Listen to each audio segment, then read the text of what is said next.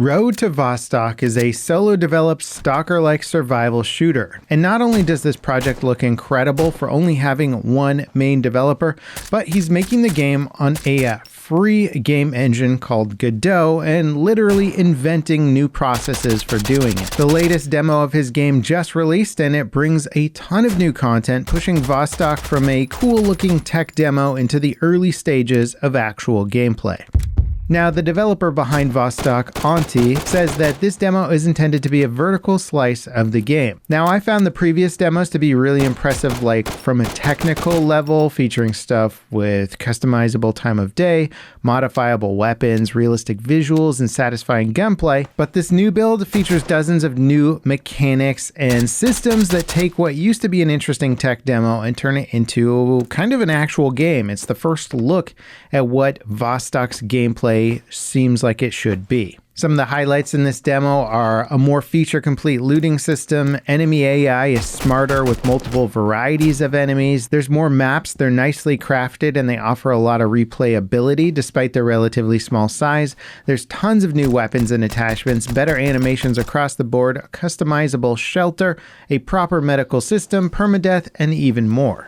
And while a list of features is all cool and everything on its own, I gotta say that the dev really got everything working well together to create a really tense and engaging experience, which is crucial for this type of game. Hunting for loot while also being hunted by enemy NPCs, managing resources like food and ammo, trying to make it back to the shelter without dying and losing all of my gear. It's got all the essentials of a survival shooter down and actually fun already, and it makes me want to explore more of the world, which is fantastic. It means I'm engaged for the next demo. Now, speaking of demo, it is in fact a demo, which means there's plenty of bugs and balance issues to sort out. Don't download this demo thinking you're going to get a well-polished vertical slice of the game. And Auntie has already released an update that fixed many of the bigger issues, like gear not saving in the attic and using certain items dropping your stats down to 0. But based on the progress that he's made with the game so far and just the honestly incredible pace of his development, I have no doubt that the next iteration of this game will be way more polished. Now let me jump into the demo experience itself. You start off in the attic, a shelter that serves as your home base in the starting area of the game. But don't let the safe zone or even starting area idea lull you into some sort of false sense of safety within the game world. Find a trader and start browsing their wares? Well, prepare to start taking fire in the middle of making a deal. And this persistent threat of game enemies reminds me a lot of Stalker's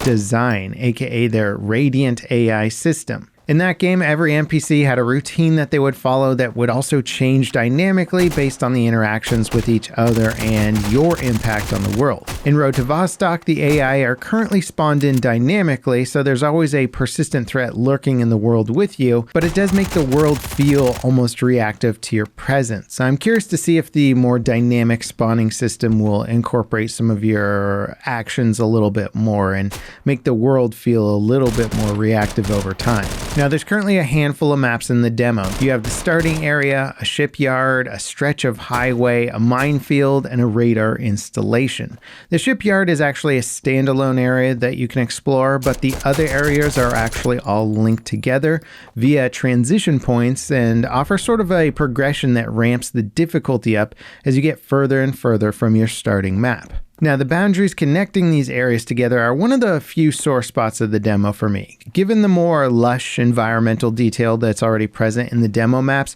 I imagine that these transition areas might be a little bit more fleshed out and visually connective to each other down the road. And I do wonder that if maybe the engine choice or the speed of development were sort of the limiting factors here, where in a AA or a AAA game, clean transitions between different environments are pretty commonplace. Especially if you're used to, say, Unreal Engine projects where you can have massive worlds that just transition more naturally from different biomes. It's not really a huge deal, and frankly, it reminds me a lot of the original Stalker. Also, looking at more with my developer goggles on, I can absolutely see the time saving for creating more clean transitions like this and more pockets of biomes rather than having to create much larger expansive levels.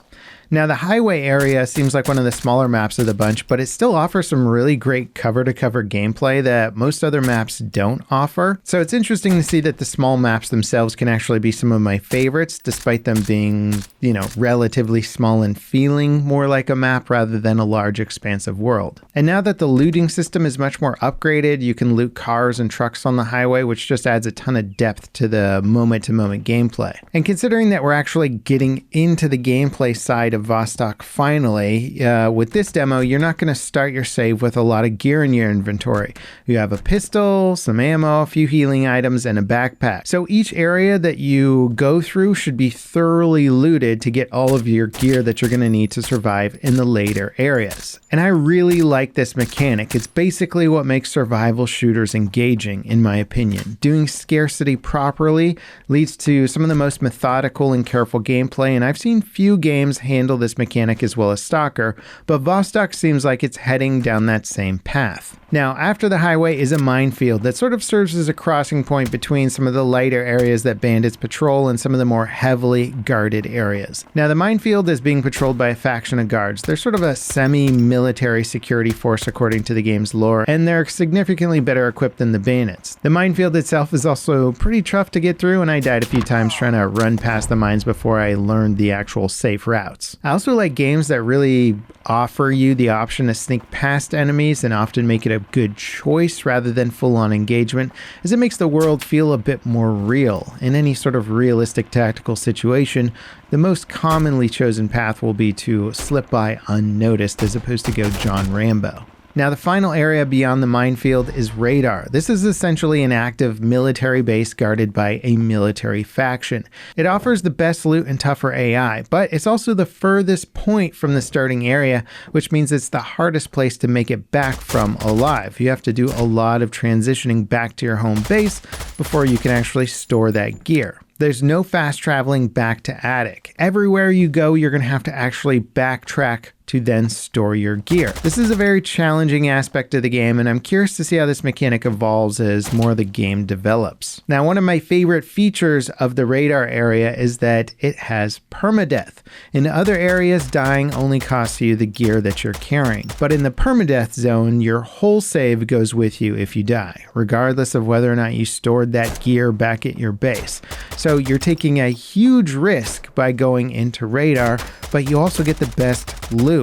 And what I find so cool about this is that it seems like the game is being designed in a manner where maybe you can try and play it safe a lot of the time and not go into the permadeath zones, but there's always that temptation and that lure. And once you do take that risk, I could feel my heart rate elevate immediately. Like, you don't want to screw up. Your senses are heightened. You're on point. You're always trying to make good tactical decisions.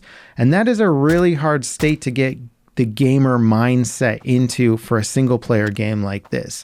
Adding that crazy level of risk reward into a single player like this is really cool, and I think that's a fantastic design idea. I haven't seen a lot of games go for the permadeath route, aka delete your entire save like this. I guess you could kind of equate it to like a roguelike in a sense, but not fully, and it's very interesting. So Road to Vostok still has a ways to go before it's finished. It's got its rough spots, but I do find myself still deeply impressed and very excited to play the next update. First, I was impressed by the fact that a solo dev was making such a competent looking game, and now I'm doubly impressed by them evolving the gameplay in a really interesting, sense heightening way. I wish Auntie all the luck with the rest of his project. If you guys want to check out the game demo for yourself, I'll leave a link in the video description. If you enjoyed this video, don't forget to leave me a like, subscribe for more content like it, ding that notification bell to beat the YouTube algorithm with me. And up next, check out this insane Minecraft mod that kind of makes the game feel brand new all these years later. As always, guys, thank you so much for watching, and I'll see you next time. This is Level Cap signing off.